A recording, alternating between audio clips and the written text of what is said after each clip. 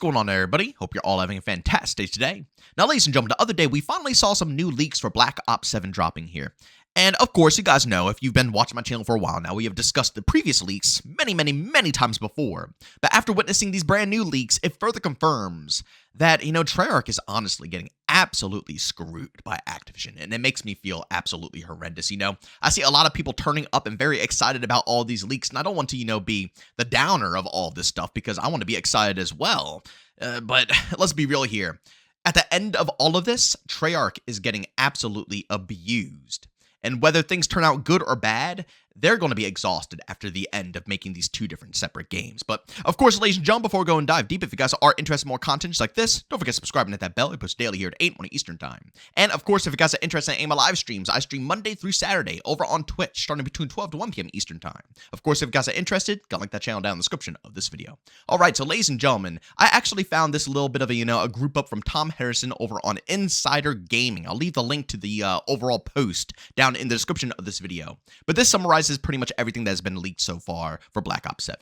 Black Ops 7 details are leaked. According to the playtester, this is what to expect in Call of Duty Black Ops 7. The story will focus on 2035 and will be a follow-up to the Black Ops 2 story. Story will also involve Woods and Mason.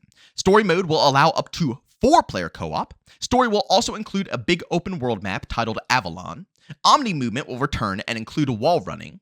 Zombies mode will have the original crew return as multiverse variations, DMZ, etc. Zombies mode will have a transit remake. Zombies will be round-based. Zombies mode will also have a difficulty toggle, a wonder vehicle, and a more story-focused role as well. Zombies mode will feature the largest round-based map ever created. Multiplayer will feature a 32 vs 32 player mode. Will feature some remakes of popular maps and a 2035 futuristic Japanese-style theme. Plan for everything to have a progression level system, including grenades, kill streaks, and perks.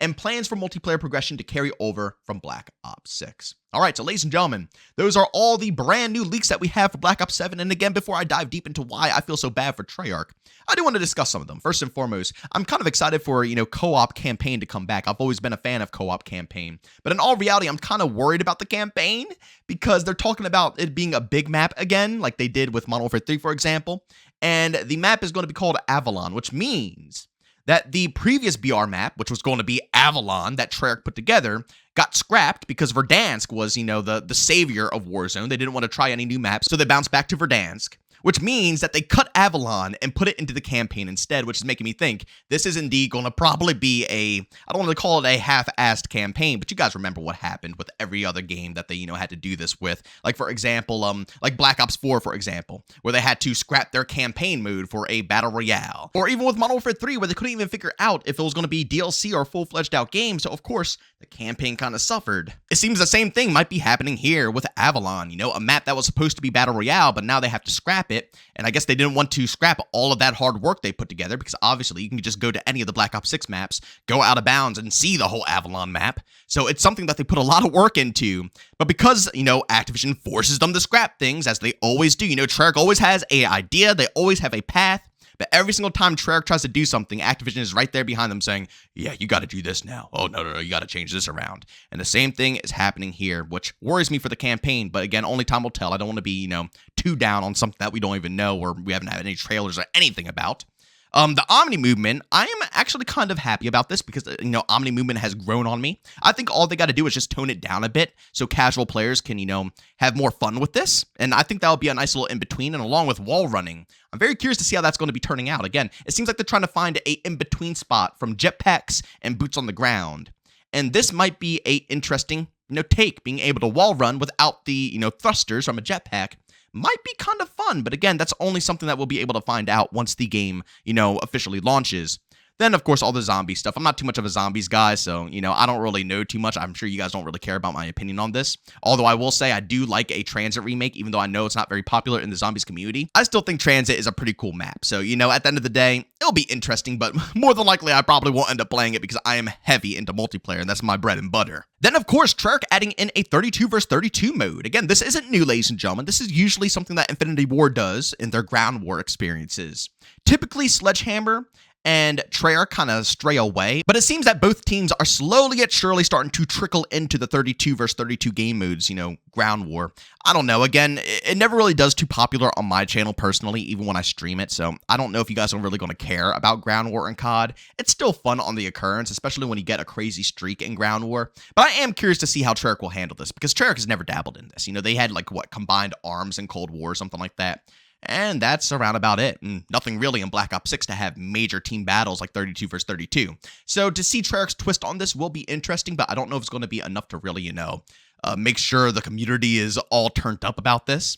And then I don't know how I feel about the remakes of popular maps in a 2035 futuristic Japanese style. I'm very curious on what this means. But regardless, it kind of, intertwines with the previous leaks that we're going to be getting all the, OG classic BO2 maps, and they're just going to remaster them all. Maybe they're going to remaster them, but kind of change the vibes of them a bit, because I'm sure at some point in time, they're going to want to remaster Black Ops 2, Black Ops 1, all these other games, and they can't really do that if they introduce all these maps and the vibes are already there, like with Modern Warfare 3 2023, having all the Modern Warfare 2 2009 maps, remastering a complete Modern Warfare 2 multiplayer might not hit the same since we already played on all those maps.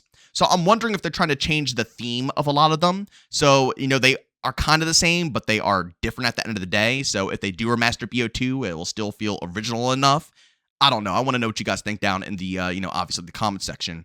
And then being able to have, all the progression being leveled up through, grenades, kill streaks, perks, and stuff like that. Makes me curious if we're going to have different things like in Advanced Warfare where you can level up your streaks and upgrade them and make them do different things. Honestly, in my opinion, I would love to see that return. But guys, let me talk about this real quick with you all. Again, I know a lot of people want to be excited about this. I know a lot of people want to be happy that Treyarch is indeed coming back and they're about to, drop a bunch of content for the multiplayer fans and also the zombie fans. But again, this just screams DLC, ladies and gentlemen. The same situation as Modern Warfare 3, which isn't a bad thing because I thought Modern Warfare 3 was probably one of the best games out of this new era of Call of Duty. I will, stand my ground on that one. You can go back and look at all my content, all the seasons I was hyping up, pretty much all the, aftermarket parts I was hyping up to a certain extent. Some of them were pretty bad. But it was a good year. I actually was able to cover Call of Duty in a realistic form because it was stuff to do and stuff to talk about. So, don't get me wrong. That's a cool direction, but it just kind of sucks because, again, Treyarch is being abused by Activision, ladies and gentlemen, because this isn't even like Sledgehammer coming in and, trying to make a better version of Modern Warfare 2 2022. No, this is Treyarch literally making 2 games back to back, and it further confirms that Black Ops 6 is just a template.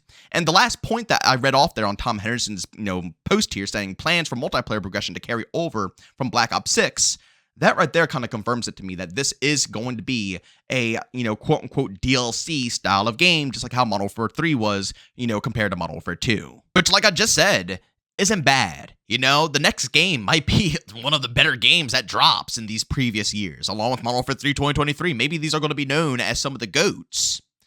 But it hurts to know what Treyarch had to go through in order to get this game out here. The fact that they had to put together BO6, a half-assed project that is barely getting supported. It took 3 seasons to get any type of changes to the weapon balancing, let alone getting the game in a playable spot. And the game is still running into massive issues. Let's not lie here, Just the other day, me and my whole squad were running into the game constantly freezing. Like, straight up freeze, and either it's going to shut down the whole game, or it's going to resume itself at some point in time. But, it's like delaying like 4, 5, 6 times like this, and these are bad freezes. The game still has tons of issues, and you could tell that the majority of them aren't there because they're probably distracted, they're probably hustling, they're probably working nonstop. The fact that they had to put together a whole Battle Royale map and then scrap it is even more insane. Like I said, the same situation as Black Ops 4, where they put together a whole campaign and just had to scrap it because Activision says, well, BR comes first.